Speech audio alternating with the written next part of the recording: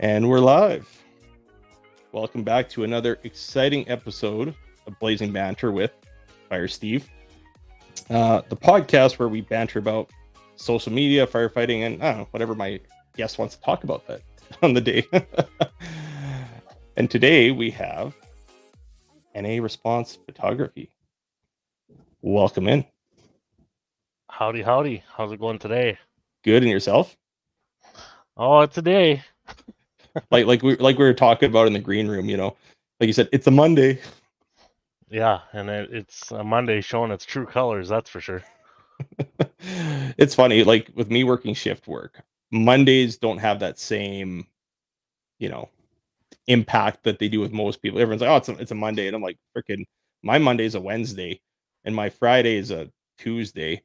So it's like, whose line is it anyway? It's like the days don't matter. Yep, 100%. But well, and that's the thing here for me too. Like, it's 7 days a week, whether I'm doing the day job stuff or I'm doing the photography stuff. I'm 7 days a week, so Monday is Monday and Friday is Friday. But really, Friday could be my Monday or Monday could be my Friday. So it all depends on how the week plays out, because that's exactly right. Like 100%. Emergency stuff doesn't take a break. It doesn't follow the same schedule. If not, we get busier on the weekends because people are out doing their thing. Exactly. Yeah, living life and all that fun jazz. So you attended an event this weekend. How was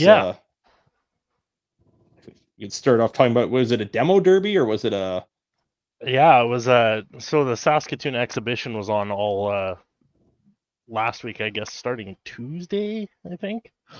And the wrap-up show every year for the Sunday is the demo derby with live music and stuff at the same time. So I've been helping out with that now for the last 3 years, and this was so it was our time for that event this year. And it's kind of funny that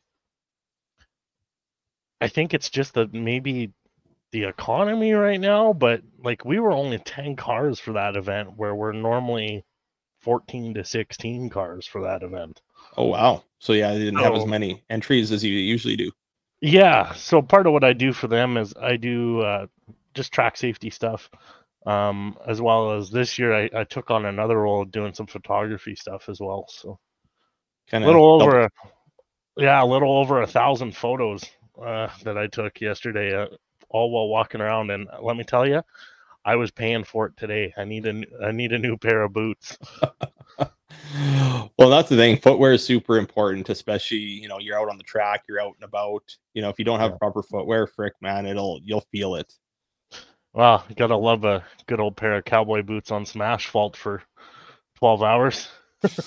Yeah, no, the shit kickers don't do well on hard pavement or concrete or anything like that. They were meant for the corrals and literally walking through the shit. Yeah.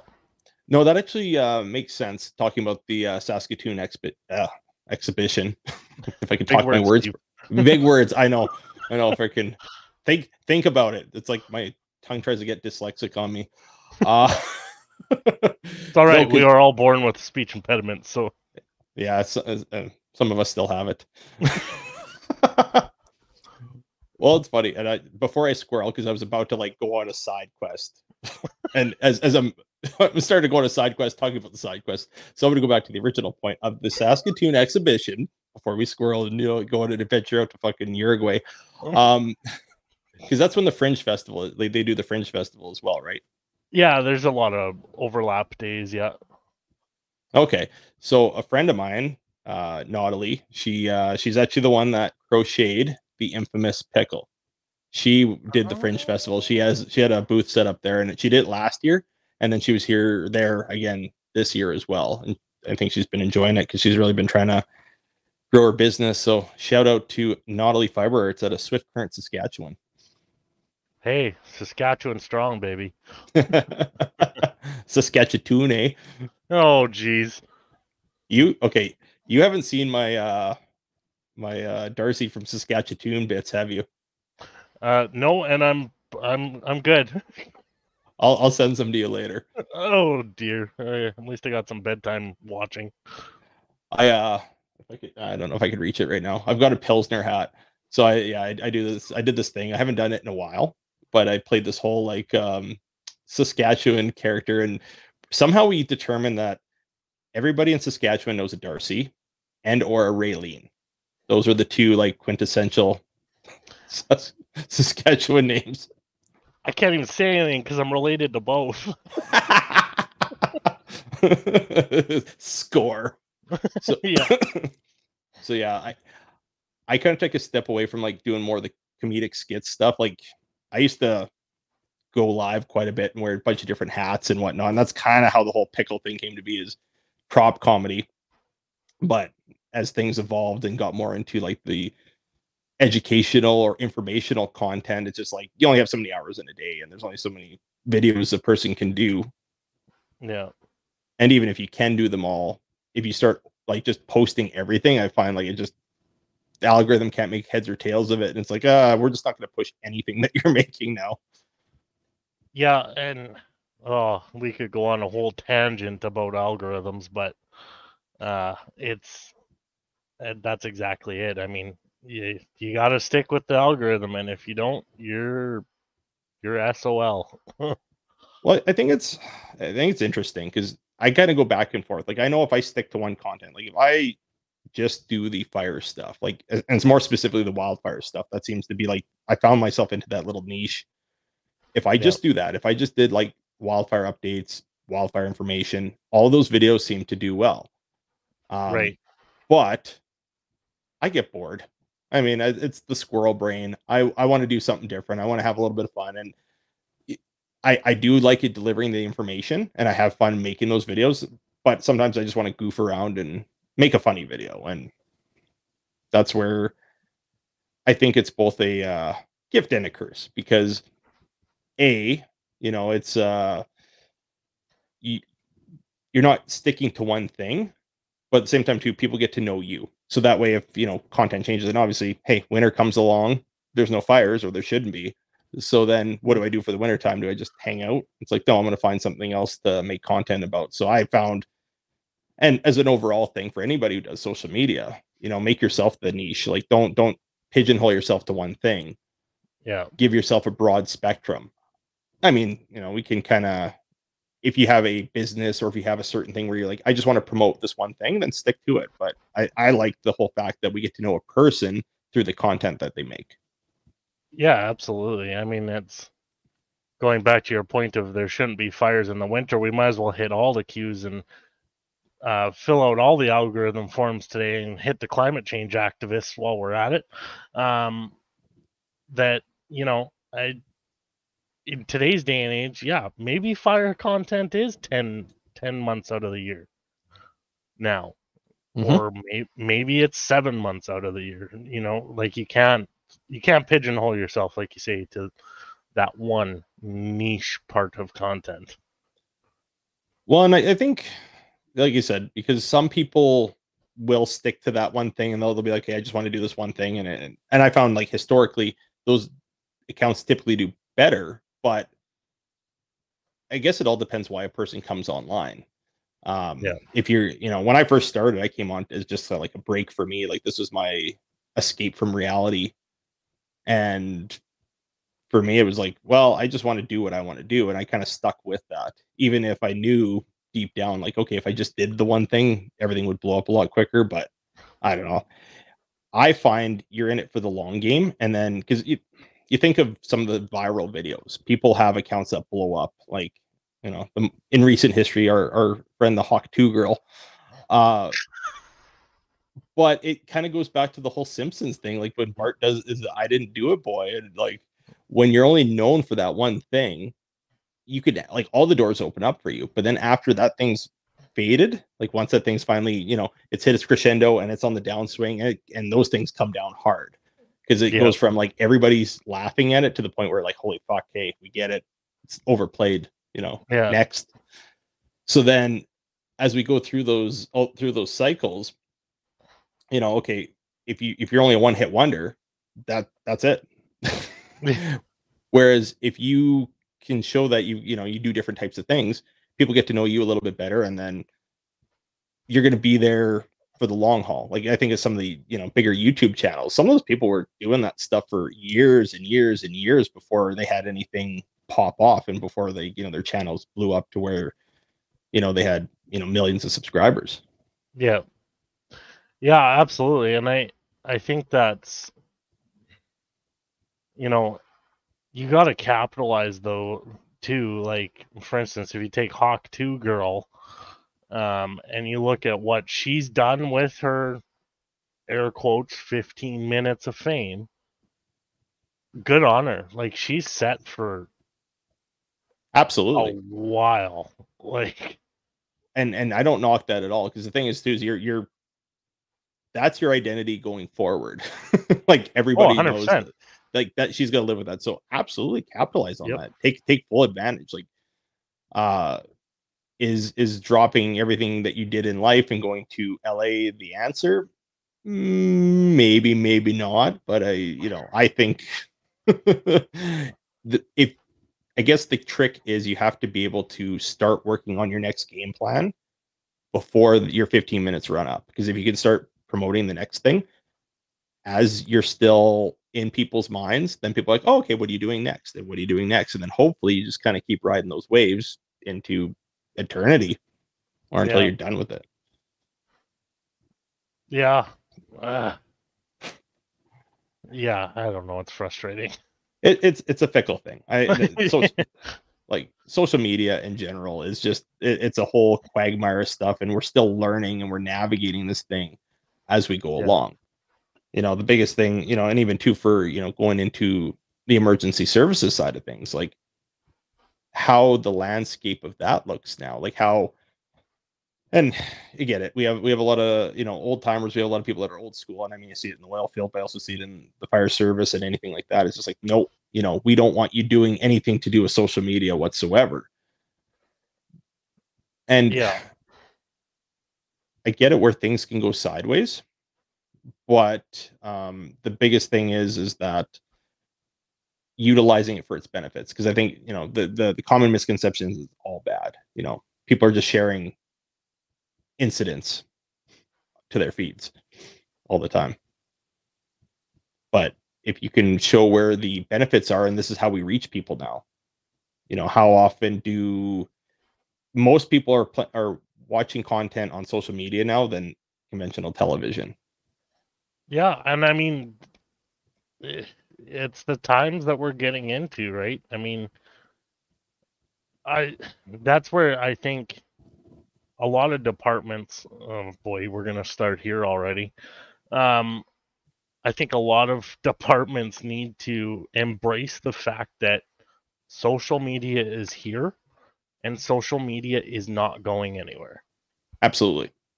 And there's some very good examples out there of departments that do it right, and there's some examples out there of some departments that don't do it right. Well, and that's exactly the thing. Like, and it's trying to navigate what what's right and what isn't right. And I Yep. think, you know, being educated on social media and just in general, like, I mean, there's so many facets to it, just the flow of information, but also to the presentation of it, the, Yep. how you're presenting yourself online, as a department. Because that's the thing, you've got individuals that are part of these organizations that have their own things. I mean, myself, I'm, and then I didn't ask you, like, are you a part of a department anywhere? Or are you just, or Nope. Completely independent. okay? Yeah. So, did you ever do any? No, I've never been attached to any department specifically. Um, I post a lot of content with Saskatoon Fire because I'm in Saskatoon. Right. So I post a lot of their apparatus, but um, no, as far as anything else goes, like formally, no, nothing I've ever done formally. Okay. No, you could have fooled me because I mean you're very knowledgeable. So that means you take the passion. You're very passionate and engaged in what you're doing. So I mean you take that Yeah. interest, and it shows. It Because it's tough because it seeing the way that departments handle social media, public information, even just as a broad statement, public information officers should be such a more publicly used focal point in departments that we don't see it in Canada. Period. no, I think the best example we're starting to see it some more, and I know that came up in when I did my WUI task force lead course was talking about Cal Fire because some of the Yep. videos they used were these are reporters or camera people that walk around. They're trained like they're wildland fire trained, and their job is to go with these crews to capture everything that it is that they do. Yeah. Yeah. Well, and even let's talk Cal Fire for a second because that's um, I'm familiar with Cal Fire in the sense that a buddy of mine, very good friend of mine, Jason OSTV 405, based out of Los Angeles, California, works for a company called On Scene TV, Okay. and On Scene TV is exactly that. They're a freelance photographer and videographer group that they get that kind of content. They get those photos right up in on wildfires and wildland instances, right? And the information that they put out is exactly that, nice and accurate. Well, it's giving people a firsthand account of what's happening because I think Yep. that's and we've seen this online, and I know we're gonna eventually end up on the conversation because I got my tinfoil helmet. Oh crap. It's all good. It's all good. I was laughing. I was like, because when I was sitting there, I'm like, okay, I'm gonna make the helmet. We'll get into that later. So anyway, going back to the whole thing is education is key. So people want to be informed, and especially in today's day and age, people want that information now, like quicker than ever. It's like boom, boom, boom. I want that information. I want to know what's going on. And I think like there's some stuff that needs to be held tight, Oh, for the time absolutely. being. I Yep. mean, there's plenty of examples of that, but I think the biggest thing is you keep it all back, and then people are gonna they're gonna start speculating, and they're just gonna drawing their own conclusions to what's going on and why things are done the way they are. So Yeah. it's how do we taking ownership as the service of that flow of information. How are we presenting it out? And I think in a lot of cases, because I know when any course I've done, especially on the WUI side of things, they're like social media is a whole chapter in it, and we're Yeah. trained to just basically don't do it. Just don't do it. Like Yeah. when you're, and I mean I get it when you're on incident, and because there's not a lot of education that goes into it, it's just it's easier just to say don't do it because we know people are going to post something that can be perceived as poor taste, especially if you got a bunch of firefighters, smiling and laughing as there's a fire behind them, not knowing the context of it. It could be a controlled burn, it could be something to that effect. But when people are evacuated from their homes, then you know how the social media rumor mill can go. Yeah, 100%. I mean, it's and that's where I have to hats off to the guys at On Scene TV and OSTV 405 Jason, for instance. The stuff that they post and the information that they're putting out is very good, very accurate information that that is what you want to see showing up on mainstream media, and that's what you want to see there, those guys that are in that photography space putting up on their social media, because they gain the followership, the followers locally to them, and they become an out or a source for media for local jurisdictions, right? So that's where having free. I think or Pump your tires, pump your tires. Do no, it. I think it's not even that. I'm putting on the political hat here. Um, the in the mainstream media nowadays, it's so left or right. Yep, I agree.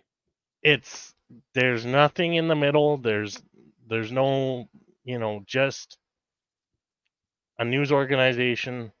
I mean, heaven help if somebody out there can find me a news organization that is perfectly set down the middle, I'll listen. But um, that's where I think these freelancers and the guys that are doing it properly, because there's a lot of you probably hear the term going around, whackers out there that don't do it properly, and they're just there for the social media clout. Yeah. And that's the unfortunate thing. And you got to try to root those people out, and it's trying to figure out who's in it for the right reasons. And I think the biggest thing is, how is their storytelling? And the thing with social media is it's a conglomeration of everything that you've done. And, everything that I've posted, it's continuing to build on. I don't expect anybody to take my word for anything. I'm a random person online. Like, I don't expect anybody to, put their trust in me or put their faith in me to educate. And I've got people like, I could go through some of my videos and they're like, I only come to you for my wildfire information. And what would we do without you? And it's like, man, that's all, if you really sit and think about it, I'm like, that's a lot of pressure. And Yep. but this is a relationship we build with people online. And I always caution people to double check things, cross reference things. Because I had a video last year where someone from Niagara Falls, that most of their content was like filming waterfalls, all of a sudden they post a video saying Devon, Alberta is being evacuated. I quickly Oh fact Lord, checked it. Oh, I quickly fact checked it. It was footage from like the Fort Mac fire, the I Fort Mac remember that. evacuation. Yeah. And I'm like, okay, I have a problem with this because you're just doing this to get attention, to grab followers, because it's a hot button topic right now. Yep. Because all of Alberta was on fire in the spring of 2023, and everybody was talking about it, and especially too, once again, going back to the mainstream media, they were fear mongering the whole damn thing. Was it Yep. an issue? Was there things going on, and were they, did we have communities that were impacted, and in some cases we had homes that were lost? Absolutely.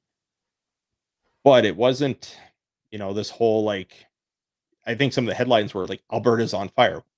Where I lived, we didn't have any like out of control wildfires. Like, it was wet on the east side, like around Lac La Biche, Cold Lake. We didn't have a lot of fires. I think Fort Mac was relatively calm with the wildfires last year in 2023. This Red Yep. Earth area I work in, same thing. It was nothing but rain. We had one pop up nearby, but that was it. Like it. So when they put the big headline out saying Alberta's on fire, it's to get everybody, holy shit, like this is, you know, bad news bears. Yeah. Yeah. Exactly. And that's where, let's jump south of the border again. That's where what Eric Hurst built at South Metro Fire in Colorado for social media. Damn, did he do a good job? And they're active on X or Twitter, whatever we're calling it this week. The thing. Little blue bird or whatever. They're active on Twitter. They're active on YouTube. They're giving incident recaps on YouTube in a weekly vlog format. They're Which giving is amazing. day in the life content, and stuff like that viewership will eat up because it builds that connection between the departments and Mhm. the public. And it's funny that we mentioned Eric Hurst. I mean, Eric Hurst is just stepping away from South Metro Fire as of next week to move to the state side of things for the state wildlands forestry stuff. And again, he'll be a kind of a real good case study again for building out a social media presence for the state wildland fire commission out there. So it'll be interesting to see. That is pretty neat. And I like that it is starting to come to the forefront. One Yep. thing, okay, with the incident that happened in Jasper, and with the fire burning through there, and a third of the Oh, town being lost. So obviously, social media, everything went wild. Like that night was nuts. I remember I had the live stream. There was, I think, I had 300 people in there one point, and yeah, people are popping in asking what was going on. I was privy to some information, not from any official sources. I was just getting it from like firefighters on the line, or right. more or less like through the grapevine. Some of it was from firefighters on the line. Some of it was like relatives of, but people wanted to let me know what was going on. I had tons of videos and images sent to me that I never did release because for me, I don't want anybody to get in trouble. First of all, there was enough Yeah. other stuff that was already released to the public. I mean, just via social media, like even the picture of the one hotel on the west side of town there, and it's Oh yeah. escaping I that one there. I call Yeah, it the big one, but I can't remember what it's called. yeah, and forgive me for that. For anybody who's listening, being like shouting it at the at the camera or at the phone or at the anyway, they'll be like, "It's No, this." go crucify his comments. Yeah, yeah, yeah. I forget. Get the comments going. Let's get it cooking. Yeah. Especially on YouTube. That's where you can catch the video feed of the podcast. And I'll do our quick little. I'm going to take a little intermission here. So yeah, for everybody listening right now, appreciate having you here. If you haven't done so already, smash the like button. It helps gain more engagement, all that stuff, and also turn on notifications. And then when new episodes are coming up, whether you're listening to this on YouTube, Apple, Spotify, or wherever you're getting your podcasts. All engagement helps out. Share it out to your friends. Greatly appreciated. And yeah, more comments.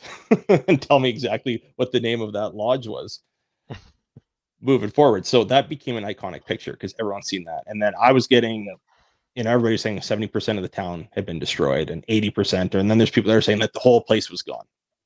And then quickly the next day, well, maybe not quickly, but I think by like mid-afternoon, we were told, like, we were kind of given a more realistic percentage. It was like, hey, we're looking at 30 to or 40% or 30 to 50%, I think was kind of the first one, and then they adjusted it to 30%, 30 to 33.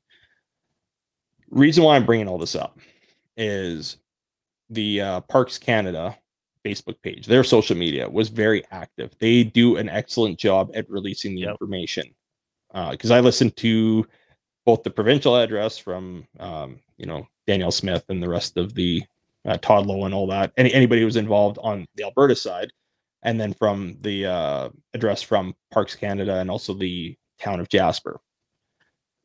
And that was the one thing that was brought up many times from Parks Canada, because they were reporters were asking the question, well, all this information is being released on social media. What are you doing about controlling the information getting out? Because obviously the only people that were left in town, I mean, there's probably a few other odds and ends for personnel for, I don't know, the town or whoever. Essential services, essential services, but pretty much for the most part, you had firefighters. Yeah. And then everyone's like, well, what are we doing? And I think the expectation was, well, they were going to come out and say, well, we're going to discipline all these firefighters, and they shouldn't be releasing this stuff. Majority of the stuff, I remember the one video I watched where guys driving through and looking at the devastation, then he stops for a second and he's like, well, there's mom and dad's house and it's just a burned out structure. Yeah. These are people that live there and just in disbelief and trying to make sense of it all. And I guess, I don't know what the intent was to share it out with maybe, family or friends from the area, or it's just like, whatever, I'm putting this up so that way people know what's happening and kind of can, prep for the shock of the inevitability. Yeah. And, I'm not going to name names, but, even when in local history around here, we've had some, major events occur with, whether it be accidents involving death or whatever, and seeing the behavior of some of these news gathering agencies, they have no problem friending your family members on Facebook just so that they can get that screenshot of something that they posted. Mm-hmm. And I do have a story about that one as well. I guess where I was going at with the whole point was the one thing that they said that the answer to the question was, well, we're working to produce accurate information. They're like, yeah, we're not going to have specific details right away. And they're like, we Yeah. can't control what people are like. We can't control everything. We can't just go out there and start taking people's phones, especially, on an incident like that. Like, things are haywire. You're working on bringing the incident under control. And guess what?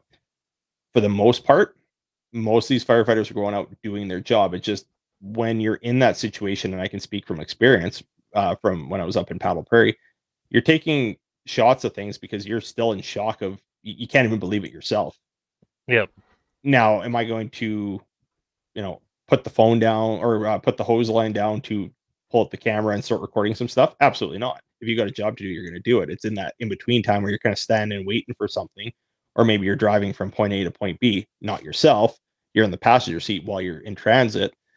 That's what you're going to do. This is the inevitability of it. So what Parks Canada said is like, yeah, our plan is just to put out the proper information. We're going to work to release our own information to supersede the information that's just being released out there and all the speculation.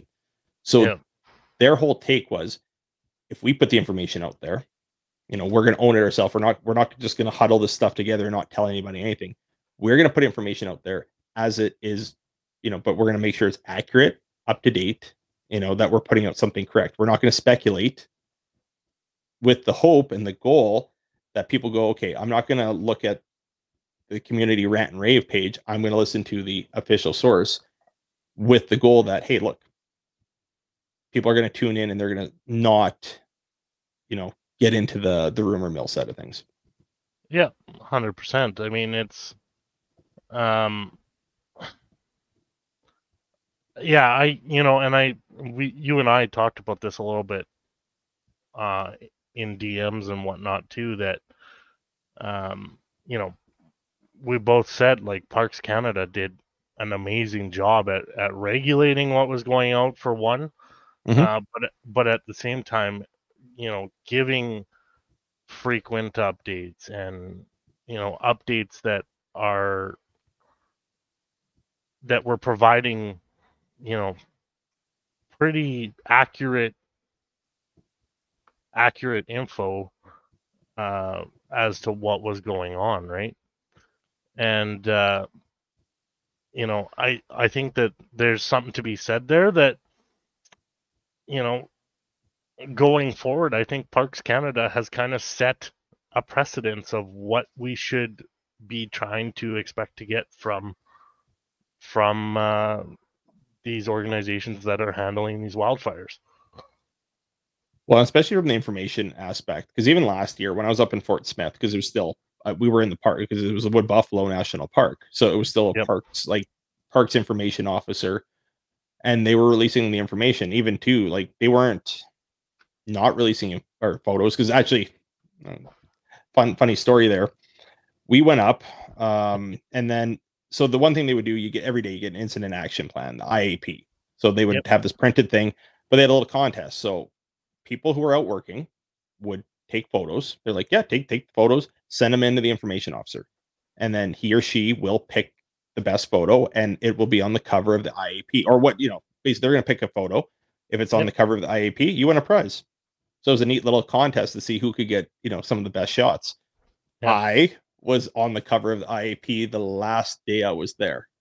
And then I remember I walked out, everyone's like, you're famous. I'm like, and funny thing there is, because that's where I took like a step back from social media. I'm like, yeah, I'm taking a break.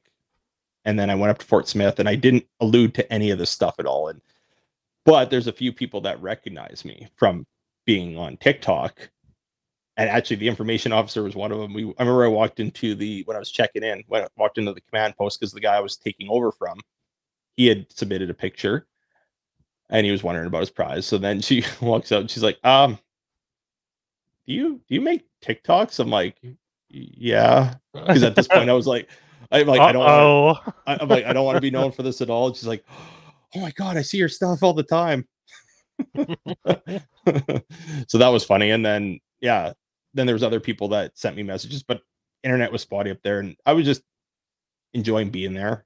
Yeah. The camaraderie of, working with other departments and my own. It was nice. Like that's at one point where I needed to take a break. So I gave myself like whatever, I was up there for a week. And then even afterwards, I didn't really like dive full bore into it. I made a couple videos as I was leaving Fort Smith, Yeah. but that was kind of the extent of that. But yeah, it Yeah. was. But going back to the Little Parks Canada thing is that the photos we'd take would end up on the website, end up on their Facebook page, and they'd have a full breakdown of here's what the fire did, here's where we made progress, here's where we're losing ground. They gave all that information there, so people don't have to go hunting for it.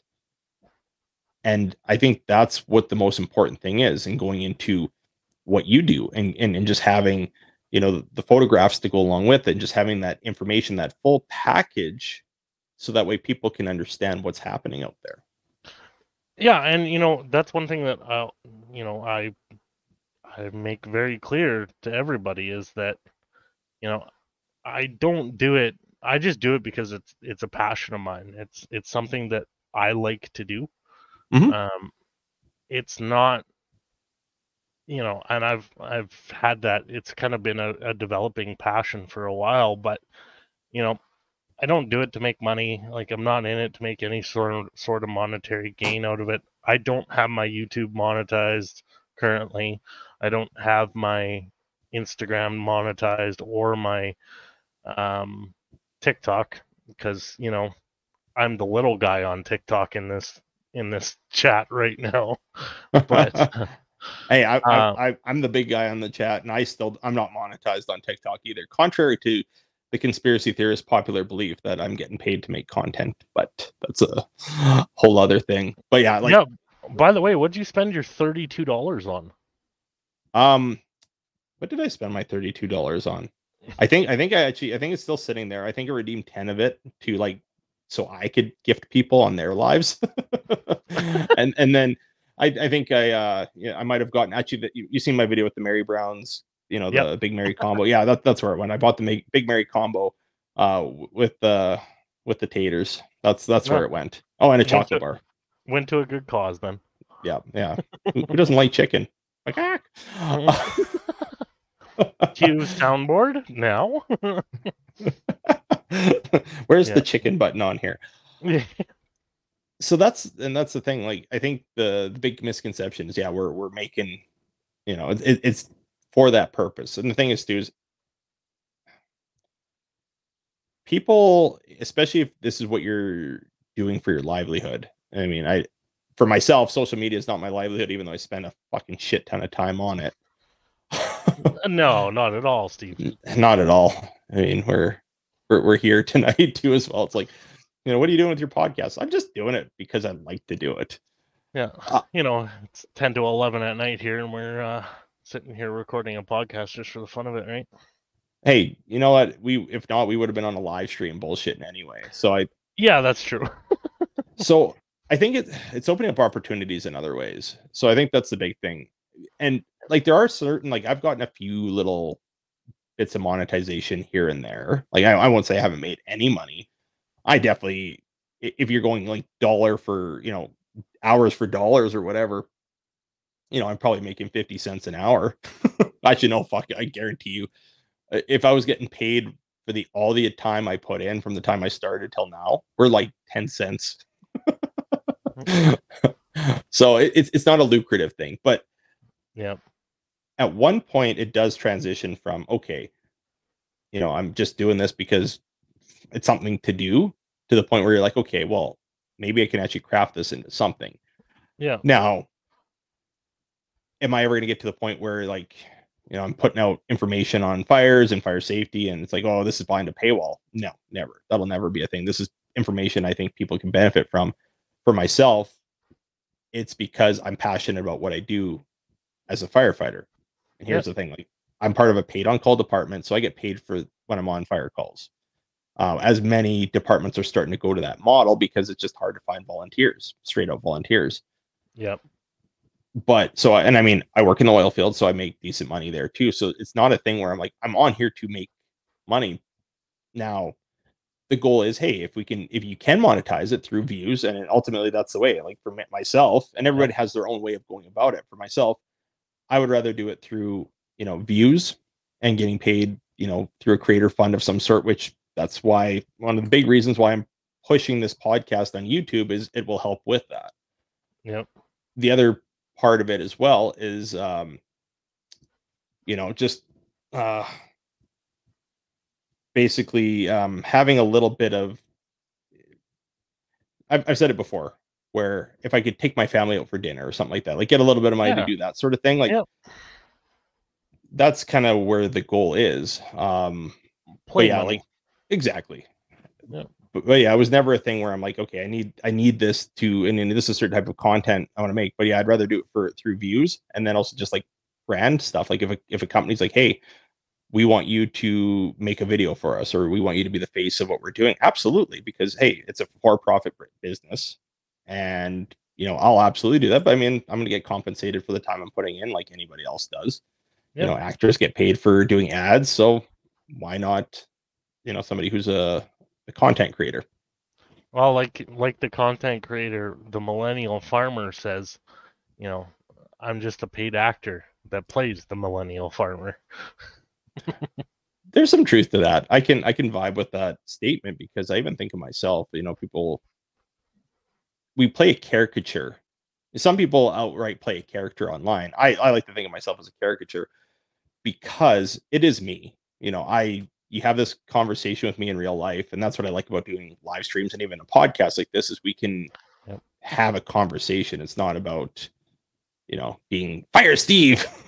Yeah. Well, neither of us have an agenda, right? Like we're very much just here to sit back, have a chat, and see where it goes, right? Well, and that's the thing I like about doing the podcast is I think I've talked about this before on other episodes where the people who are listening are, feel like they're part of the conversation. You're kind of in the background, a fly on the wall of two people just having a chat. And my Google just turned on for some reason. I didn't talk to you. It's listening. The fucking machines are going to take over. Yeah. But Go away, NSA. yeah, they're talking about top secret things, Yeah. which include pickles. Um, Oh, great! I can't wait to have the ads for pickles now. pickles, pickles, pickles, pickles. Fucking Vlasic's just gonna be all over your phone now. No. But no, and that's like for me coming on and having these conversations is it's fun. And what's nice about doing it here as opposed to a live stream is comments pop up and you get derailed. We're doing that a good enough job of that on our own. We don't need. Yep. Oh, red ball. Yeah, squirrel. Oh shit. I could. But and that's the thing. Like for me, it's twofold. Well, it's actually threefold. It was a childhood passion. Something I wanted to do was get in a radio, talk radio specifically. Didn't Yep. go that path. Kind of living out that dream.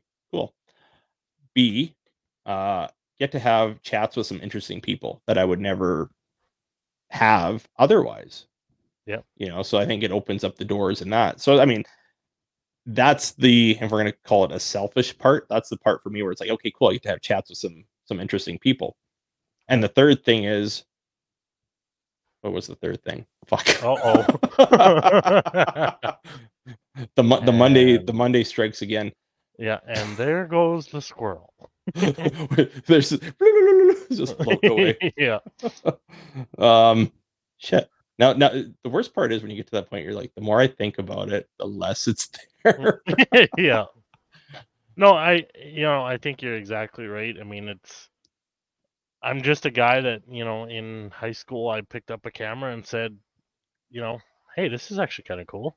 I don't mind doing this. And honestly, if it wasn't for I would say that there's two very influential teachers that I had in high school, Mark Gobet being one of them and Jason Sand being the other, who uh, really the big thing from both of their classes, whether it was photo, graphic design, video, whatever it was always one big thing I always took away from that class was shoot what you're passionate about, chase what you're passionate about and dive into what you want to know and what I guess gives you that fire inside, right? So that's one Absolutely. thing I would say that, you know, without those two guys, I don't think I ever would have picked up a camera personally. I mean, it's yeah, I'll take phone pictures on my phone, but who doesn't, right? Well, everybody, and it's the people that have the phones. They're like, I'm a photographer. It's like, are you No. though? Are you though? Like, Yeah. really? You Um, let some software do something for you. you use an auto filter. Good job. You did real Yeah. good. I remembered what the third thing was. I'm making a podcast that I'd want to listen to. That was the Oh, other thing. yeah. Yeah. Yeah. And for me, like I like listening to conversations just as I'm driving around. I spend a lot of time on the road, so making a podcast that's something that I would want to listen to. That's kind of the other thing. Yeah. But Yeah, and I yeah, mean, like we're not, we're trying to not get down the political venture of topics, and you're not trying to get down the rabbit holes, I guess you could say, that we could go down. But at the same time, this is the platform for that. well, Like, I'm not opposed to it either. Like that's the thing. Like eventually, as I think a lot of the conversations I've had have been a lot of surface level stuff, and I do want to dive into the deeper things as things progress forward. And yeah, ultimately, that is the thing because if people know what they're in for, and that's the biggest challenge, I guess, with and not having a niche specific yeah, is people want to kind of expect why did this person follow or why did I follow this person? Do I like their content? And that's where like sometimes when I make the fire information, there's going to be a lot of people following me. They're like, oh, this person's nice, informative, and then outright shenanigans and silly humor and freaking pickle jokes come out. And then they're like, well, do I actually want to follow this person? And ultimately, I just say, take me as I am. If you don't like it, this is just who I am. This yeah. is this is what I do. I'm not But I think everybody's flavor of the week. but I find for the most part, what I like about that is it opens up people to other things. And I mean, obviously, if it's a video that a person doesn't like, well, whatever, so you scroll past it. And not every piece of content. There's some people that follow me for my humor that won't watch every update, especially if you got somebody who's from, I don't know, Australia. Is all the information about Alberta wildfires really pertinent to what they're doing? Not really. So, they might get some information out of it. They might get, they might watch it, but is Yeah, that information really pertinent to what they're doing? Probably not. So they might just scroll past. Whereas, yeah, they followed me for maybe some of my oil field content, or maybe me just being silly as I am, yeah. and that's what they came to know. But now to pump your tires a little bit, I think you're selling yourself a little short, because I think that, the content that you're doing for individuals that are across the figurative pond, if we will, um, you know, with the task forces and stuff that get put together now with these overseas firefighters coming into the Canadian wilderness to fight fires, it's very much, they will find your content just off of trying to keep tabs on their family members or friends that are across the pond fighting fire.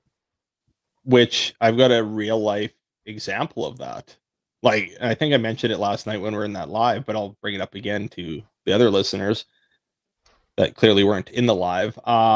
So when the heck was that? A couple weeks ago, we were at a doctor's appointment. My wife had a doctor's appointment we went to, and while we're waiting on the doctor, I'm just checking because I've been driving, so I'm checking my notifications, and I got, you get the message requests. Like people, I keep my DMs open because you never know what might come through. I mean, there's a lot of garbage, but Yeah. or a lot of people that are like waving, and it's like, "Hi, I'm not going to respond to that unless you like say something." But anyway, in this instance, So that's why you didn't respond to me at first. I had to type a message first. you had to be like, "Hi, I'm so and so. I've seen your content. This is why I decided to write you." I think some people are just like wanting to like start a conversation. It's like I got a lot of shit on the go. Yeah, I don't have time. Sorry. I would love Yeah. to, but I don't have time. I'm not here to chit chat, but I'll answer questions. So in this one in particular, I got a message from a lady in New Zealand in which her fiance is on a wildfire. I don't know if he's still here at this point, but was on a wildfire near Peace River or in the Peace River Forest Protection Area. So Yep. she's like, "What can you give me information on?" And it was PWF 077, which was an out of control wildfire. It was one of the bigger ones in that district at the time. So she's like, "Hey, I didn't know who to talk to, or I didn't know where to get information." And obviously, like here in Alberta, or you guys in Saskatchewan, like you can find that information. You just look on the Government of Alberta website. Okay, cool, Alberta wildfire. You can pretty much, if we're close enough, you know where to find that information. Like for me, I can find BC's, I can find Saskatchewan's, I can find basically Yep. anyone's across the country. But for somebody who's not knowledgeable in it and across the world, how am I going to find information on a individual fire in a different part of the world? So she messaged me asking, and I just directed her to the you know Government of Alberta. Like I didn't tell her about the app, but I just said go to the Government of Alberta website, go to the wildfire section, and there'll be a map, and then you can pull it up. It'll give you all the information on it. And I said, if you have any problem or any trouble with it, or you need more info, like shoot me a message, like let me know, because that's the kind of Yeah. stuff that I'm interested to help on if I can. And yeah, like kind of, I appreciate the. I always downplay things. I'll typically downplay things, but um, it's nice to hear. Mm. Yeah, and I mean, like it's again, that's where having some of these like Alberta wildfire or something, putting out more frequent updates on Twitter might be a good idea. Um, you know, and I'll be honest, I didn't have a chance to look at their Twitter feed to see how active they are or what kind of information they're putting out, but um, you know, I know that they are what is Alberta Alerts or Alert AB or whatever Yeah, they call themselves. I know that they put out some information when there's like alerts or evacuation orders or stuff like that, but as far as any follow-up stuff, I don't think I've ever seen much come out from them in that way. So, and that's one thing that I would like to do is to start approaching some of these organizations, and these um, places like, Alberta Wildfire or, some city structured fire departments, right? hmm And start, you know, pitching the idea of like, let's build out you know, an SOP, if you will, of, let's become the standard of best practices for public information. hmm Because in today's day and age, everybody wants to know everything. absolutely. And rightfully so. I mean, people are entitled to know what's going on to an extent. Yeah, And that's where I think Eric Hurst with South Metro Fire, going back to him as an example, and I use him for an example just because he's one of the best out there that I've seen thus far in the fire specific category. That what they're putting out for information is it's not it's not super behind the scenes information, if you will, right? It's very bland but informative knowledge.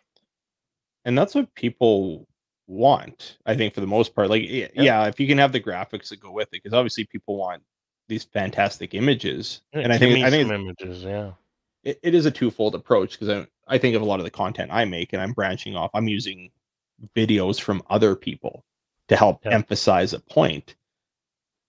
Could the information stand alone? Absolutely. It's just you need Yep. that visual. There's a certain amount of people that will gravitate to that visual aid, and then, but one without the other, you need to find that balance. Yep. But also too with the images and stuff like that, like you have to think, what are we showing? And I think for the most part, like I'm going to use a wildfire for prime example. If it's bush on fire, who cares who sees what? Like if there's a wildland firefighter on the line taking videos of, a chopper bucketing a random patch of forest, nobody Yeah. knows where the hell that's at. No, there's really no impact. For me, if I'm, sitting in the chair managing, all the task forces, if I'm that div lead or even the IC, am I going to really hone in and like try to like crack down on those people? Absolutely not, because I'm like, these are people doing what they do and they're proud of their work. As long as it's not Yep. interfering, they're not prioritizing that over doing the task that they're paid to do. Yep. Who cares what they're doing out there? Now, where it flips on its head there is, you get people taking, you're on an accident scene. And I remember I wasn't on the department at the time, but I did hear one example where um somebody found out, that their auntie passed away via Facebook post even before they were notified. Yeah, unfortunately, that's happened here too. To people that I know, that folks are finding out about loved ones before you know before the proper notifications. That was what I was trying to straddle two words together there. Proper notifications are done, and finding out via a Snapchat or Facebook feed or something like that is, that's where it's tough. Like, I was doing some stuff on Instagram, and I would do it kind of more geared towards like the traffic side of things, where you know I would put up a post saying happening now, but I would put it up with a post of like a very tightly cropped shot of a technical rescue truck or something that says happening now at X intersection with the cross street of X, traffic impacted east and westbound. Yep. Stuff like that, and sharing that. And I would attempt to share that with some of the news organizations as well, like tagging them in the story post. But they, for a lack of better words, they could care less. And I Well, and think that that's where a lot of organizations need to ship up and or shape up and or ship out when it comes to getting information to public in a timely manner. And that's where I think it may be up to the fire departments to step up and make access to that sort of information more prevalent, or not. I don't think that's the right word. readily available. I think Readily available. Yeah. Like, for instance, the implementation of Pulse Point, even like that would, at least with Pulse Point, people can see what's going on, but you're not getting call details or nothing like that. You're just getting, there's an address, this is what's going on. It's a structure fire, it's a wildland fire, it's a traffic accident, it's a traffic hazard or whatever, right? And that's where, again, going back to Eric Hurst, I'm gonna have to clip every time I said his name when this goes up. But that's one thing that you see in their postings that they would do all the time is, here's a very wide stepped back shot picture of a bunch of flashy lights, basically, Mhm. and a screenshot of the pulse point notification. And that goes up with just a quick little bullet point blurb on X, and there you go. Well, one department, when I was in Revelstoke, or when we were in Revelstoke here back in March, we spent a couple nights there. So I was looking up information because I went and traded patches with yeah, I'm pretty sure I gave him a Laklavish one. But yeah, we were trading patches with Revelstoke there. So I went and toured their fire hall and got a patch. But I was just getting information. So I'm like, oh, when are their hours of operation? Because I find there's a lot of organizations that have adopted Facebook. Like Facebook seems Yep. to be the quintessential. Every fire department damn near will have a Facebook page. I don't know If why. that seems to be the one they gravitate to big time. Yeah. You can tell like there's certain ones that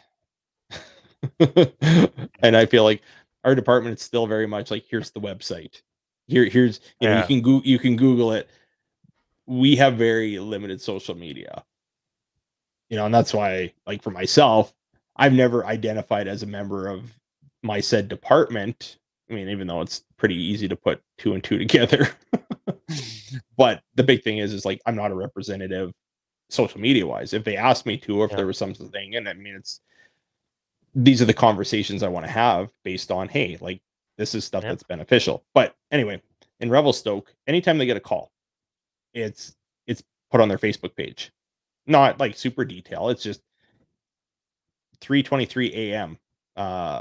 Medical assist in this area. Exactly. Yeah. It doesn't, Simple. and it doesn't have to be anything fantastic or amazing or like full of, like, it doesn't need to be packed full of detail. It just needs to be, hey, this is what's going on. An Yeah. accident. Hey, if somebody says, oh shoot, okay, this is part of my route home, I can plan to go around it. Yep. I think the apprehension is, and it goes back to analog radio days, which, I mean, some areas are still running out. We're running AFRACs now. So like in Alberta, Oh, don't even get me started. that'll be a topic for another episode. Oh boy. Because I know even the local reporters, they'd have a radio and they could scan. Yep. They would scan the police channels, they would scan the fire channels, they would scan the EMS. Oh, not so much the EMS, but typically fire or police, whenever there was something that they could report news on, Yeah. and then they would rush out. Now they can't do that. They're relying on, I don't even know how they get their information now, to be honest. A lot of it's just tips. Yeah. Phone call tips, or and I'm friends. I'm again not gonna name names just because I do get a little bit of insider information from them as far as practices and such. Mhm. But I'm friends with a few people that are with some of the big named media organizations in Canada, and a lot of it is people they know at the departments sending a message saying, "Hey, this is going on here," or passersby calling it in to the news desk, and you know information coming into them that way. And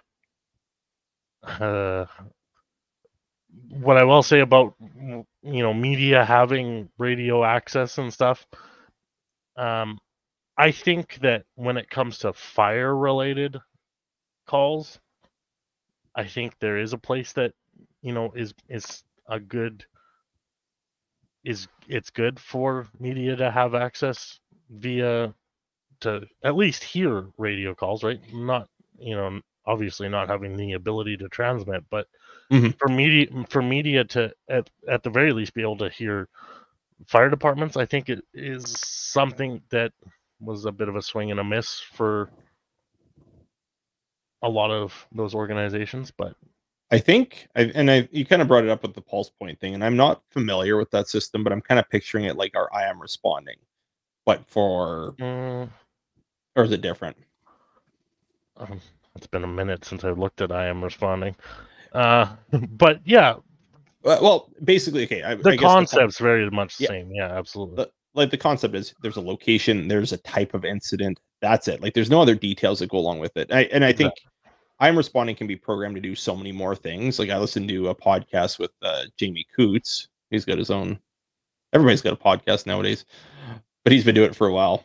Jamie was the former chief of Slave Lake. Oh, that's why that name sounds familiar. Oh yeah. Chief Coots. He's also, Yeah, yeah. Chief Coots.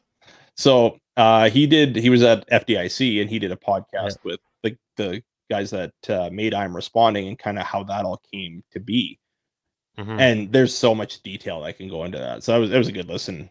But they can tie it into like where it'll transmit into your dispatch notes of this specific alarm is going off in a huge complex building instead of just giving you like the coordinates. Yeah. So there you can go in a whole pile of detail with it. Or like I said, it's just for your media or your information people. This is where it's at. You don't need to hear any transmissions. You don't need to hear exactly what's going on. Here's where it's at. Here's what's going on. The nitty gritty details.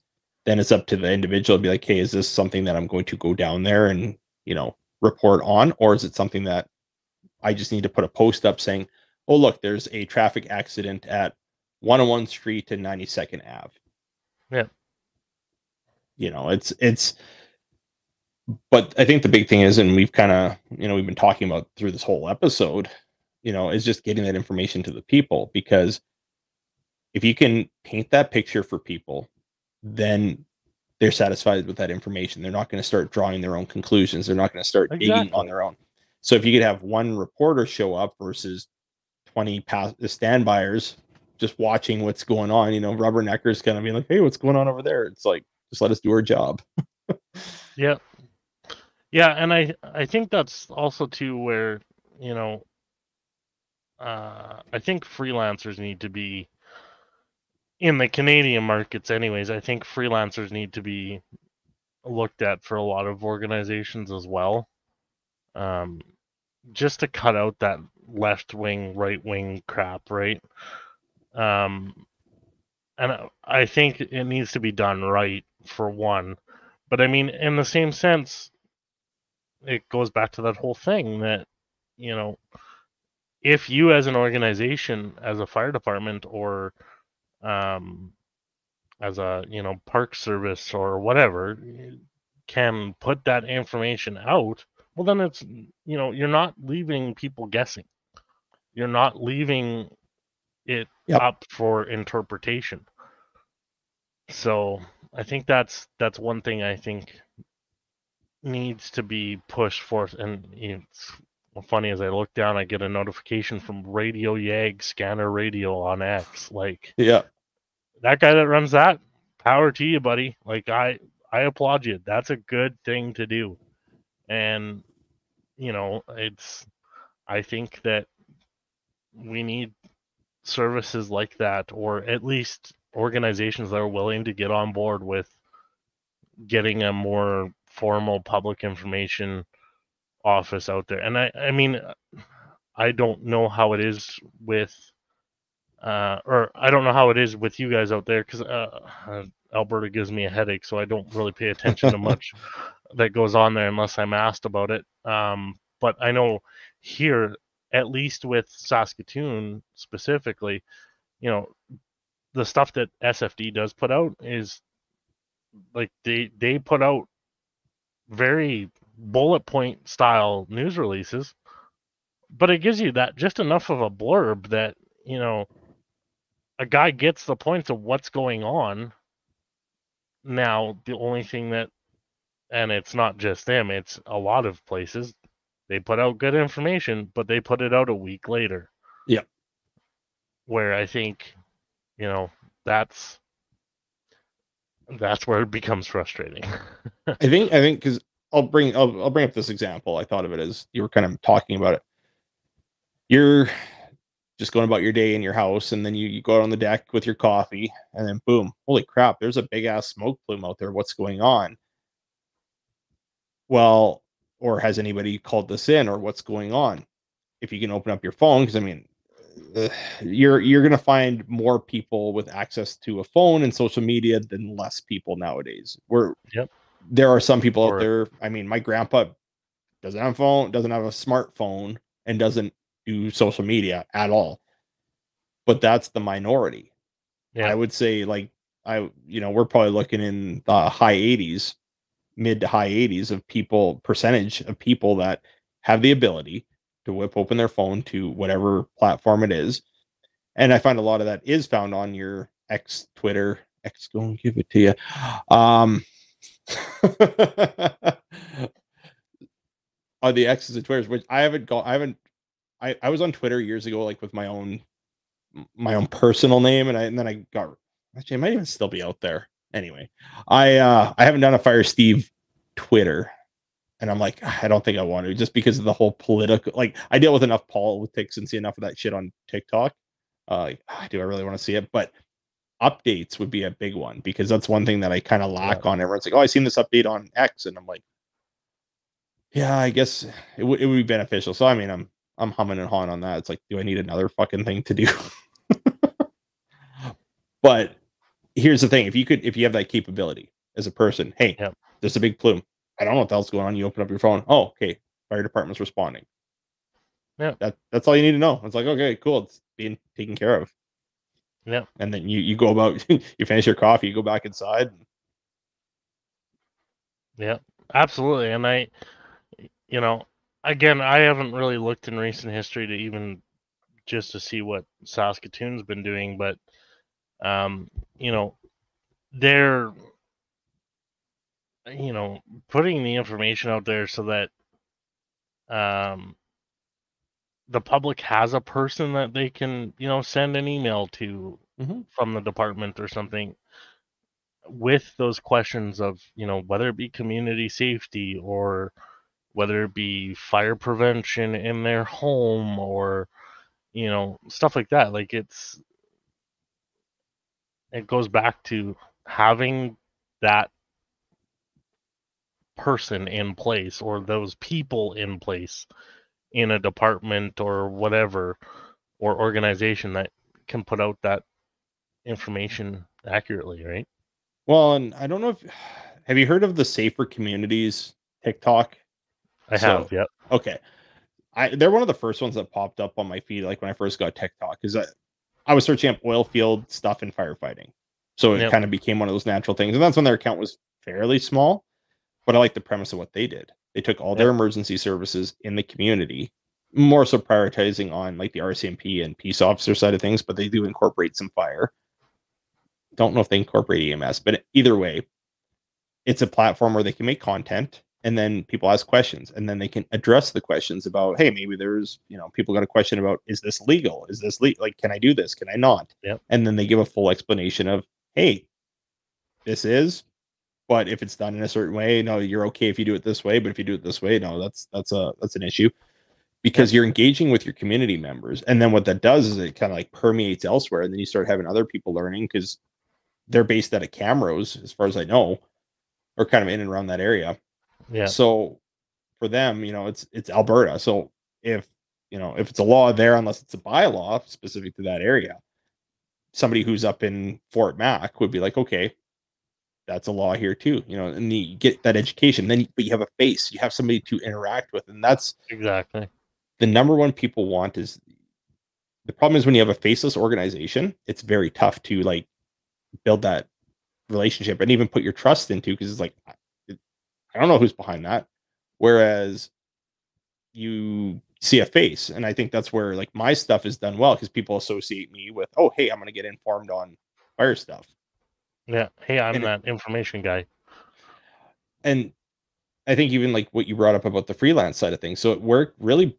But the big thing there is building up that relationship with the departments and stuff like that. Yeah. I and I'll use this as a prime example, and I know I've brought this name up to you before, is William Vavrick. He's a photographer out of the Grand Prairie area. He Yep. gets called to everything. Like his page has more information about what's going on the emergency services side than like even like the fire department pages and stuff like that. Which is wild. Like, good on him. Honestly, good on him. And I think again he's part of that framework of individuals that should that we all need to have that conversation and build the pitch, I guess, if you could say, build the pitch to these departments. And honestly, what it's going to take is it's just going to take a department saying, all right, let's give it a try. And if Mm-hmm. you can build it out properly and build the framework appropriately, absolutely. I think that there's some real big potential there in today's day and age of everybody wanting to be in the know, that you know you can put out good content at the same time as putting out informative content that keeps the public in the knowledge or in the know, sorry. I agree, and that's a once you can find your stride with it, and once again, it's overcoming some of the misconceptions of the earlier days of social media that all it's used for is bad things. People are posting stuff, of incident scenes, and basically it's trying to get people to buy into it and talking about the positive side of it. Because like for years and years, it was all negative, especially like I said on the emergency service side, because it was like, it seemed like the Wild West. And ultimately, and I've been asked this question too about like, posting stuff. like, how do I post the stuff I do? I'm like, well, I don't represent any jurisdiction. I just post it as me as an individual. If I Yep. if I self-identify with my content, I'm not Steve the firefighter with X department. I'm Fire Steve, a firefighter, or somebody who's got fire experience, and that's kind of where that thing comes from. But what I'm trying to do, and it's something that's kind of I'm going to be working and trying to work towards, even with my own local department, is bringing that up to a little bit more, because I know there's people that will take pictures even at trainings and just events and stuff like that. Hey, I want to take a picture. I want to post a picture of the four of us as we're out training, doing pump ops. I want to post that Yep. to my Facebook page. And in my opinion, as long as there's no incidents or anything like that, like there's nothing sideways going on. If you're at training, there's no reason why a person shouldn't be able to post that stuff, because if because you're showcasing your pride in what you do. And anybody who's in any of these careers, and especially fire, I find like people have a lot of pride in what they're doing and they want to showcase 100%. that. Yep. So give people the avenue. It's like anything else. If you give people an avenue to do something, they'll stay within the framework. Typically, I mean, you'll always have your outliers. But if you say, well, you put a hard stop to everything, well, people are still going to do it. They're just going to do it without your knowledge, and they're going to do things that you don't approve of because, well, I don't really give a shit. Nobody's going to find out because I'm not allowed to do it anyway. So if I get caught, whatever. But if you Yep. allow people to be like, hey, you can post pictures, show what your friends, family, show what you do. Going back to the whole wildland thing, you get a wildland firefighter who's taking his break, having a water. Hey, there's a bucket dropping water, or there's a water bomber coming by. Yeah, take a video of that. I don't Now, care who you are. If I'm that firefighter, my phone is coming out and I'm getting a video of that, 100%. because then it's going up on TikTok or Instagram with Fortunate Son playing. Like, Exactly. let's be honest. Well, absolutely. And then it gets the people going. And, Yep.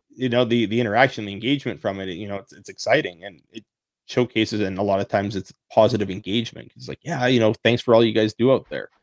Yep. Now, if in the course of this video being recorded, that plane goes down or the chopper crashes, that's where it's like, hey, this video is, obviously saved for the incident, because, there might be something that will help with the incident investigation. But if that video gets posted anywhere, it's like, that's a fucking, that's Yep. bullshit right there. Knowing that, hey, especially if, it results in a fatality, or even if it doesn't, anytime there's an incident like that, can it be used for training later on down the road? Absolutely, because there might be a Yep. lesson to be learned from it. But the biggest thing is like, yeah, that's the stuff there where it's like, okay, I've got this video. What can I do with it? And that's where, the administration and command staff have to be like, well, no, you can't release that, but, we'll hang on to it, or, send us a copy of it because we're going to use it for our internal stuff. And then at some point, if it ever becomes okay, we'll give you the thumbs up. But typically in that situation, that would always be like, no. But in all the Yep. other instances, full send. Well, and I think that's, again, goes back to having that public information officer for a department that, if firefighters that are in that department want to send stuff to the public information officer to put out, absolutely. Like, Mm-hmm. why not? It saves the public information officer having to run around to every little call. Well, and that's something that's come up like in our WUI training courses too. Like they talk about social media, and they know everybody's taking pictures. It's controlling the flow of information. And that's the Yep. big thing is, having a public information officer that's on board with this thing, and that somebody who's knowledgeable, not only in just social media in itself, but also like, um, uh, what's the word I'm looking for? Crisis communications, I think, is what it is. Like pretty much when there's stuff going on, how do you Yeah. communicate? How do you manage this stuff? There's people that make full careers out of that. When companies have an oopsie, or they have, or an incident, or they have a I'm going from oopsie to incident to fuck up. We're going through the whole thing. Yeah. They all mean the same thing essentially. It just depends Yeah. on where you're standing. It's like, oh, that was a little oopsie. Was it little, Yeah. or did you fuck up? But the big thing is freaking, going with that whole theme is, you have somebody who can take that situation and be like, okay, this is a bad situation. How can we communicate it, giving the information to the people, or people that need to be informed, Yep. without letting it go down the rabbit hole of, and usually what that is it's clear, concise information. Yep. When, where, this is what happened, this is what we're doing to mitigate it. Are people going to be upset that something happened? 100% they are. But if this is what we're doing, or this is what happened, this is when it happened, this is what we're doing to fix it, we'll update you once it's fixed, or once we're kind of back in service type deal. Absolutely. And I think that's, a good example of that is the oil and gas industry, for one. Specifically, when it comes to pipelines, or down in the States, I know around Houston, is the big thing is like the Houston Ship Channel and whatnot, like those refineries and stuff that are in and around that area. That's one thing I do see a lot of, is they are very good at putting out information to keep the public in the know of, don't be alarmed by that 40-foot flame that you see coming out of that vent stack, or, whatever the case may be, right? So, well, yeah. I got a good example of that too. Like, we had midstream TC pipelines was flaring off. I think they were picking out a line. So they had some flaring going on. So it was happening during the day for about a week. They were flaring off this line. So they were just basically picking all the gas out. You want to know how many fire calls we got? Oh, I could only imagine. Every freaking day. And responding, and it's like, we see flames, and there'd be a little bit of smoke, and it's like, yeah, we're pretty sure it's this. So that's where proper notification. But here's the thing. They notified the department. I don't know. They must, I would assume that they put out some sort of communication on it, but maybe they didn't. But even too, that's something that the department should have been like, okay, hey, we know this is going on. Let the public know this is going to be happening for a period of time. So if you see a flame in this location, don't be alarmed. Don't be alarmed. This is what it is. Because people are going to see something, they're going to call, and then we have to respond no matter what. So then it's pulling resources to something that is nothing. Meanwhile, there could be something that now we're delayed response because we're, going in the wrong direction. Yeah, exactly. Speaking of oil and gas industry and wildland stuff, what is your opinion on private contractor fire department services? This one's an interesting one, because I actually just recently did some work with a private contractor. So I think they're necessary. I think they can be of use. So here's, I think the problem, and I don't know what about elsewhere, but I think in Alberta, is that the whole contractor side of things, it's like, well, we'll use them as a last resort, because like we have all these municipal departments. But what do they have for equipment? For one, for what do they have for personnel? Also, two, if you leave your contractors right to the end, well, they're a business. See, with a municipal department, you're backstopped by the tax base. So, a fire department rigs up their own SPU trailers, units, that sort of thing, because they're in an area of need, or they just decide to rig it up because, hey, we could get deployed elsewhere. It doesn't matter whether they deploy that equipment or not. Their doors stay open. That doesn't affect anything at all. When it comes to the private contractors, if you don't put them to work, well, guess what? If there's no work, eventually they're just gonna be like, hey, well, we're gonna auction everything off, and that's it. We're done. See you later. I think I like the BC model. So the BC model is they have tons of SPU contractors, structure protection units. They go around. That's what they do. They do not fight fire. So they're just basically going around, setting up the systems, testing the systems, and then when it comes time to actually activating the systems, if you're in the impingement stage, that's done by the municipal crews.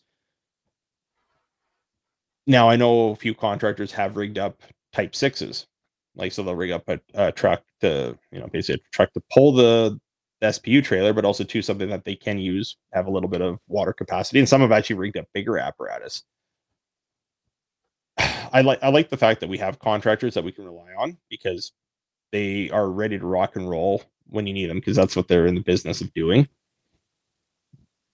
But it's how does the province deploy that, and how does each province actually manage the things that they do. And that's where, and even like the other part of it is like the legal aspect of it. Like somebody who's a contractor, fighting a fire and something happens to them, where does that sit? With Yeah. insurance, with WCB, all that kind of stuff. Like it brings up a lot of other questions, and I think that's where BC kind of took that hard stance and just said, okay, our municipal crews are going to fight the fire, or our wildland crews are going to fight the fire. You guys can come in and set up systems because there's still a danger, but the danger level is considerably lower at that point in time. So in a nutshell, I haven't done a deep dive on it. I'm kind of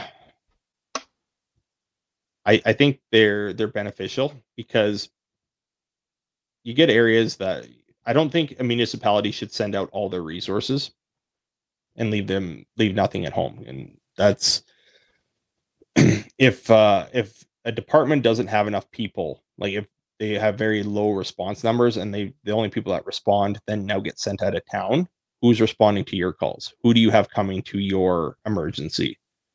You Right. can't leave yourself without. And that was one thing I think it was just an asshole comment anyway on one of my TikToks, but I answered. Or no, it was a guy that I thought he was being a jerk, but he was actually asking it legitimately. His comment was, "Well, you're always talking about fighting fires. Why don't you like put your money where your mouth is and like go Oh, out there?" yeah. So he did DM me afterwards. He's like, "I hope you didn't take that as an insult." I'm like, "Oh, it came off kind of cunty, but um." Yeah. So with that, I said, there's protocol. I don't just respond. I don't just go. I go when I'm called. And if my department is deployed, my department's not deployed, or if there's no reason for me to be there, I'm not just gonna show up and be like, hey guys. I think that's a big misconception is um I'm nobody special out there. I'm just another person out there to do the job. It's like even though like people know who I am and I they see what I talk about, I'm just another person out on the line. Like Fire Steve is nobody special. From that, it's not like I show up and the fire gets under control. Although Yeah. that would be epic. That would be a story. It just like shows up and I don't know, be like a cartoon just going around putting all the fires out. I don't know, friction. Look at Yeah, that guy and go. I agree with you. I think that I think that there is definitely a space for private contractors out there. But at the same time, I think that you know I think there's a lot of places that don't utilize them appropriately. Hmm. You know, I think that there could be obviously some privatized companies out there that could be implemented to, I guess, roll into a wildland crew essentially as, you know, one being extra support or manpower, or two, providing resources, providing dozers, providing fueling, providing, um, you know, water transportation, whatever that case may be, it might be. I think that there's a lot of places, and again, I haven't really dived into it a whole lot. Just what I've come across on the news feed, Hmm. sort of deal. But it would be interesting to see how each province is using privatized contractors, and where could maybe somebody grow on that, right? Well, and it depends on what it is. And actually, it's good that you bring that up, talking about other things like dozers and equipment, because for the vast majority of equipment, stuff that like even Alberta Wildfire utilizes, a lot of it is contracted equipment. They Yep. have a lot of their own stuff. I like their fire crews. Um, but I think even the choppers are contract for the most part. They might have some of their own. I think we have some water bombers of our own that are like Yep. Alberta Wildfire specific for the most part, contracted. BC, all contracted as far as I know. So I kind of have a bone to pick about BC Aviation firefighting services. That is a whole tangent that a guy could go on, but there's a very big company out there that got its roots started in BC, and there's I feel like they're really leaving BC to for a lack of better words, leaving their pee out in the wind, uh, with regards to, coming home and fighting stuff at home too. You're talking about Coulson? I've seen the TikToks. I've been tagged in the videos because Yeah. people were trying to make a point. The problem is, and then that's where it gets into the politics, because, and then when politics gets involved, and that's the problem, and that's the issue with the whole contractor side of things, is things get messy and things get muddied, and then this It turns person's not into a working. money battle. Well, and that's exactly what it is, because I know even too, like that's where it's tough, because if you have all these contractors, then you still have a way, you have to be able to vet it. And I know that's one thing that Alberta's been doing, is anybody who's like a wild like a structure protection contractor, your equipment's gone through by AEMA. AEMA knows what you have, what you're running, because there has been instances where people will be like, oh, well, we're sending out, because anybody can read the WUI guidelines. They're out there. You can see what it calls for a piece of equipment and how much you can bill for it. So people start looking at that stuff. And they're like, okay, I'm going to put a water tank and a pump in the back of this truck, in the back of my pickup, and I'm going to call that a fire engine. Because according to what the regs say, you just need to have a pump and X amount of water. A pump that puts out X amount of pressure, X amount of water in the tank, and you have to have a certain amount of people in there, and then boom, you're ready to go. And then you get some people sending out some really scabby equipment that shouldn't be out anywheres, let alone on a fire line. So that's where it gets tricky, and that's where things need to be vetted properly. So there needs to be oversight to it. Yep. But also to who's picking up that slack. So I guess the thing is, if there's a vacuum, that's where private industry typically fills that void. If there's a vacuum, hey, we don't have enough people, and I seen this last year. I had a few people mess me. I'm rigging up a trailer. Okay. Fair enough. I mean, you'll probably be able to do something with it at some point, but you don't want to oversaturate the market either. And then it comes into a whole thing of, okay, so is the province buying it all on their own? Is each municipality responsible for it? How much does each municipality supposed to have? Are we sending out an amount based on the location? Hey, because you're in the forest protection area, you're required to have, 3 type 2 SPU trailers.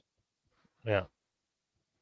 So then, like I said, it's a whole thing where I think we could go off for a whole episode on that topic alone. I think that would be, I could think of some good people to bring into that conversation. Actually, even to bring in somebody who has a contractor company, because I know I seen an article before, one of the wildfire contractors, their CEO came out and basically wrote this whole thing saying that municipal departments should not be the first call. It should be the contractors going out first. And then I was like, oh boy, this is gonna ruffle some feathers. So I think you look at what the service is and figure, okay, what works best. Yeah. How much equipment do we need? How big is the sandbox? And then, because guaranteed what the municipalities are doing too, they're gonna rig up the stuff and they're gonna put it out in deployment, and then it just gets funneled back into that municipality, to recoup the cost of that equipment, and then it just kind of goes into their as a budget line item. Hey, okay, cool. Because very rarely can you have an emergency service come back, come net positive at the end of the year. Yep. But if you're sending, crews out to other jurisdictions and, you're getting paid to do that work, and newsflash to everybody listening, and everybody gets paid for the work they do. Nobody works for free. So how do we go about that? And I think the biggest thing is we have to have a standard, and we have to stick to that standard too. So you can't allow one contractor special privilege. You can't say, okay, well, we're going to let this one fight fire. We're going to allow them to rig up fire engines and actually come out and battle fire, whereas these ones and everybody else can't. So you have to come up with an approach. And I think just talking about it in general, the SPU side of things, there's enough to keep the contracting companies busy there without having them on the active fire line. So utilize them in that capacity. Yeah, and you know, implementing them that in the case of like, you know, where fire does encroach onto some structures that they have SPUs set up on, you know, yeah, that's one thing using them in that capacity, but to send them out into the middle of the bush without, you know, going through that bush type training that those agencies like BC Wildfire and Alberta Wildfire and stuff put their guys through, I think is, you know, I'm not saying that private contractors aren't trained. Obviously, there's some form of training there and some form of standard operating procedure to go by, but you know, it's kind of it could be a touchy comment section on that one, but um, at the same in the same breath, it goes back to um, again, you know, just putting together a book of procedures, basically, right? Well, it's knowing what you're getting into, and I think because I mean that even ties into the freelance photographer side of things as well. Yeah, So are we doing everything in house, or are we providing training? Is it, or you know, or are we doing everything in house, training our personnel up, and then having them fill these roles, or yeah, do we bring in freelance, aka contractors? You know, kind of. I mean, it's not the same, but I'll kind of group it under the same there. yeah, Bringing people in, and I think the training aspect should be, you know, across the board. I think anybody like because even too going back to the ones you were talking about down in California there, they get trained to be there. They're going to receive the same type of training of the dangers, the hazards, and even you know because there might be an instance where hey we're socked in, you need to pick up a hose line and help out. Having these people trained and ready to go and what's going on now from the structure side, you know for you know the stuff that you may be responding to or typically respond to, I should say. Besides the wildfire aspect, nobody's expecting you to pack up and run inside the house. no, but I think that's where, and again, the rule set in the U.S. is so different than here too, right? Where it's hard to even use that as an example, but you know, even just in the topic of freelancers, like those guys down in the States do, you know, at, they're going off of a company set of standards, right? Like they're going off of, this is how we put the information out, this is where we put the information out, this is how we gather that information.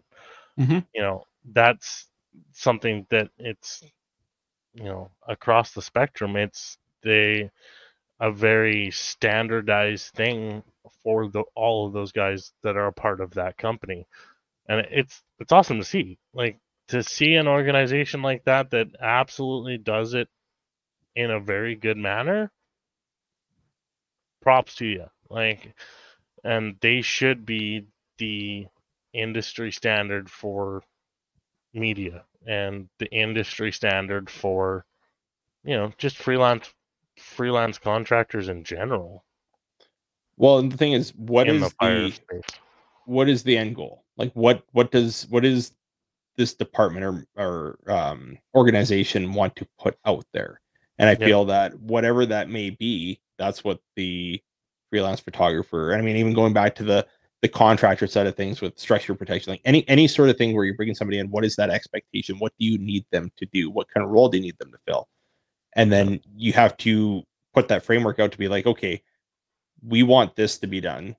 You know, we'll use, go back to, oh, actually, I'll use the structure aspect of it. Okay, well, yeah, we're not expecting you to go in, but you still need to be trained on our protocols and what we're doing and what's going on. You know, do they need to be a fully trained firefighter? Absolutely not. But I think there should be some sort of package or some sort of training course basically for these people that are coming out to these scenes to basically say, okay, you're good to come past the yellow ribbon, I guess, if we're going to call it that. You know, you're Yep. allowed to come in, take your photos, and we're giving you full reign. We'll give you the information you need to make an adequate post with the understanding that, hey, you know, if in one of your photographs you catch something that, you know, discloses personal information or displays somebody not in a positive light. And I mean, you know, so a fatality or a body. anything like that. And I think most people, and I'm going to use this term very, very loosely, with common sense, is that Yeah. you're not going to publish that stuff. But unfortunately, we have to play to the lowest common denominator because common sense ain't so common no more. Nope. So that's the thing. You have to, basically put that framework out and say, here's the expectation. Yeah. And then that's where it goes back to, okay, you can train these people up, but also building up that relationship, because you can put people through all the training and then 3 months later they're like, well, fuck your rules. I'm going to do whatever the hell that I want to do because this is my media company. I'm going to put the stuff out that I want. It's like, no, no, no, no. The only reason why you're here is because we let you be here. Yeah. So that's where it's a very much, it's a reciprocal, if not symbiotic relationship, where you have somebody who's trained to put that information out in a correct light, but they're Yep. also staying within the framework of said department or organization.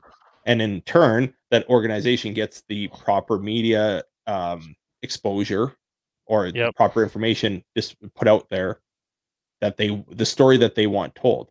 And then it just goes around and around and around. Yeah, and I think, you know, uh, I've used this as an example several times, but again, Eric Hurst there with South Metro, being that he had that fire background before, it also gives him that insight and understanding of like, okay, I know what's going on here, and I can help explain that. I can dumb it down for us slow people that hardly passed high school that are interested in what is going on, or you know, does understand what's going on as a member of the public. And it goes back to the whole education aspect, because if you Yep. can educate people and people are informed and they know what's going on, there's less likely that we'll end up with more of our tinfoil hat buddies Oh, going on Winston. going on about space lasers and blue Mountain Dew, because there's education that, hey, this is fire behavior, this is what happens. and that's and then people understand what's actually happening, because, and Yep. there's some people that are going to believe whatever cockamamie stories out there because it fits the way they want to perceive the world. They want to perceive that everything is outside of their control. That's why it's all. And I mean, there's things, is there corruption? Is there wacky things that happen? Are there conspiracies? I'm sure there are, and there are some that I spent years and years listening to Coast AM. That's goes back to the whole talk radio inspiration. Is I would listen to uh freaking George Norrie, and well, even before then, Art Bell, talk about for UFOs and poltergeists and all that stuff. And where's the werewolf hiding today?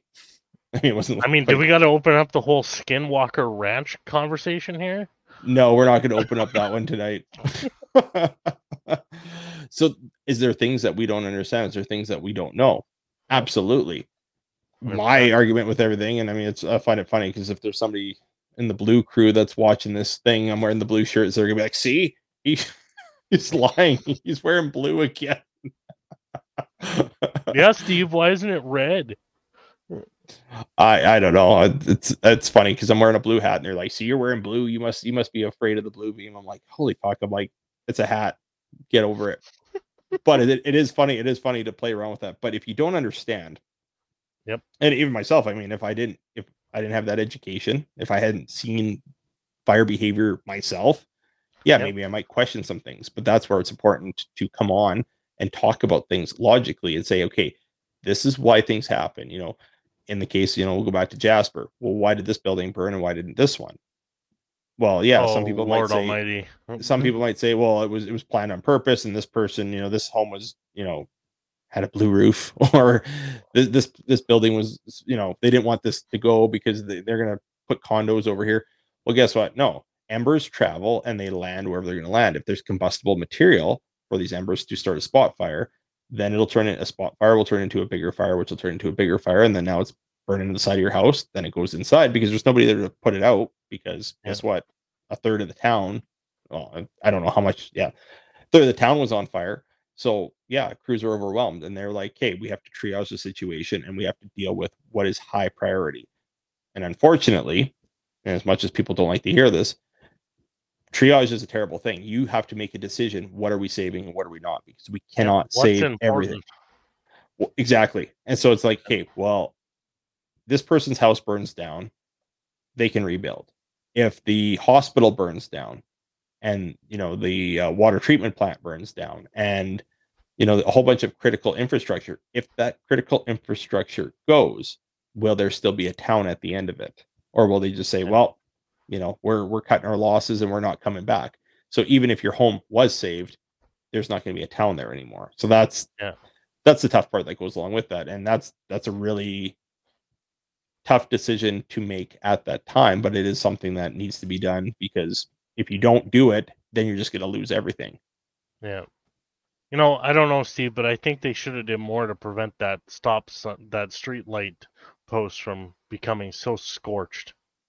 I know that the blackened post that was already black beforehand. Amazing what Google Street View can show you.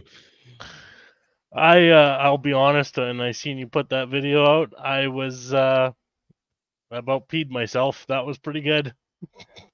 It's funny because my wife sent me something today. She's like, "How can people be that dense?" Because like that picture came across her feed, and it's got something like 4,000 likes on it now, and like a shit ton of comments. And for me, it was the comments that got me. Like I got in there, and I'm like, there are people that literally believe that this traffic light burned, and the only thing left was a blue street sign. Yeah. And it's like, okay, but it didn't burn. I mean, it probably got some radiant heat. I think it might have bowed a little bit based on like kind of the before after, but hard to Yeah. tell because you're using people's camera angles to look at stuff. Yeah. But that was the big thing there, is I was like, okay, well, just look at Street View, because I'm like, I guarantee this post was black from before, because even like the yellow part for like the push button to like cross the street, that was still intact. Yeah. So yeah, some stuff like that. It's like it's so easy to debunk the narratives that some of these people are trying to put out there. The best one that I saw of that was the blue street sign, the blue roof, and then the blue sided house. Blue sided house. Yeah, there was a post up there where somebody had the blue street sign, the Mhm. blue roof, and then a house that was sided blue next to a house that burned in that fire. Right. That was perfectly fine. Well, and that's the thing. Like, it's easy to explain, because even too, I go back where a lot of this started was Hawaii last year, and that's a whole tangent. I didn't spend a lot of time diving into Hawaii because I was like, okay, we had fires of our own up here. Yeah. But I could see where I don't really see where people got it from, but I can kind of tell, because blue contrasts well against others things. So I mean, it's an optics thing, and then all it takes is somebody to make. There was a video that was floating around TikTok where they were taking this laser and they were, cooking things, and then it hit blue, and it didn't hit the blue. But if you understand how lasers work, it's light, it's wavelengths. Like, same as our eyeballs. Like, I mean, here, this is gonna probably cook your brain a little bit. I know it cooks my brain every time I think of it.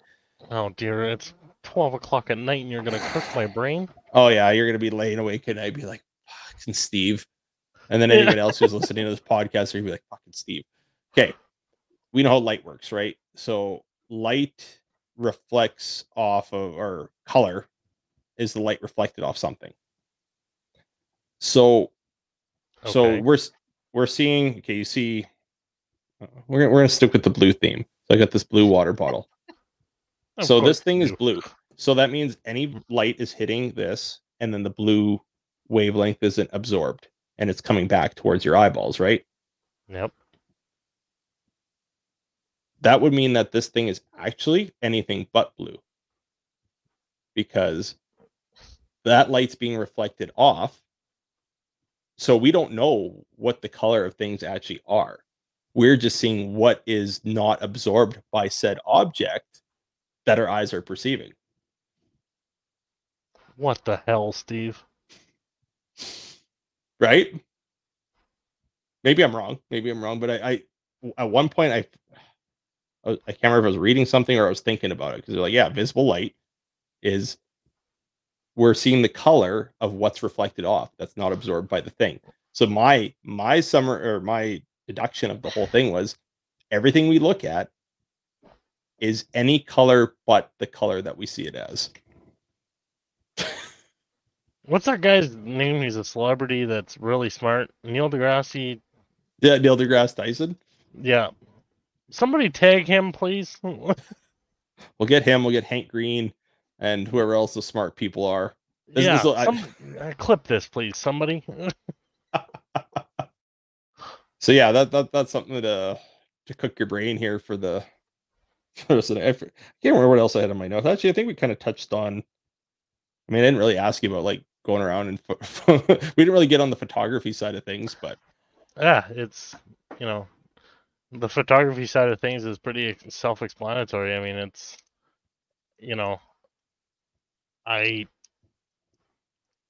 think that the bigger conversation that we touched on more of was the access to information thing that needs to be ironed out a little bit more than the visuals come along with it, but being informed is the best start, right?